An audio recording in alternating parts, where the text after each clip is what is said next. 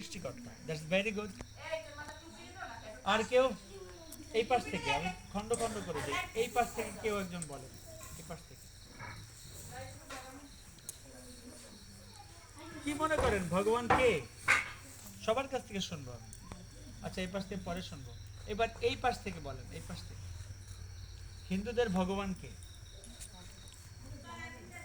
এই পাশ থেকে বলুন। এরকম করে ভাগ করে করে শুনবো। এখান থেকে বলুন, ভগবান কি বলতে পারবেন? আমাদের হিন্দুদের ভগবান কে? বলেন মাতাজি বলেছেন সৃষ্টিকর্তা। আচ্ছা, এই পাশ থেকে বলুন।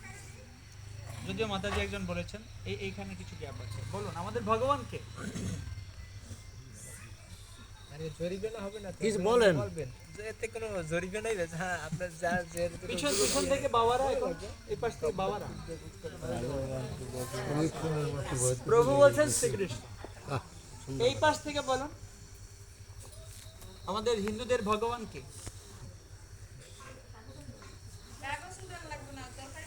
নিরাকার। নিরাকার।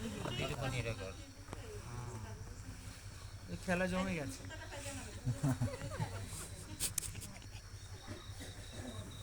আমরা ভগবানকেই জানি না। আচ্ছা, আমাদের ধর্মের নাম কি? যাক, এটা আমরা জানি। তা আমরা যে পাঠ্যপুস্তকে পড়ি, আমাদের পাঠ্যপুস্তকের নাম কি থাকে? হ্যাঁ, ওটা কি আমাদের ধর্মের নাম নয়? শিক্ষা। হ্যাঁ, হিন্দু ধর্ম না, হিন্দু ধর্ম শিক্ষা লেখা। এইসব কি সব উল্টাপাল্টা হয়ে যাচ্ছে? ভাগবত করে বলবো আমরা, এত সময় কান্নাকান্নির এই বেসিক ছাড়া আমরা ভাগবত আলোচনা যদি করি, আমাদের কিছু আমাদের হবে না। তো ভগবান, মাতাজি বলেছেন সৃষ্টিকর্তা, প্রভুরা পিছন থেকে বলেছেন কৃষ্ণ। এটা উত্তর আমরা পেয়েছি। এর মধ্যে আমি আবার প্রশ্ন করলাম যে ভগবান কি সাকার না নিরাকার? সবাই বললেন ভগবান নিরাকার। তো কৃষ্ণ কি নিরাকার?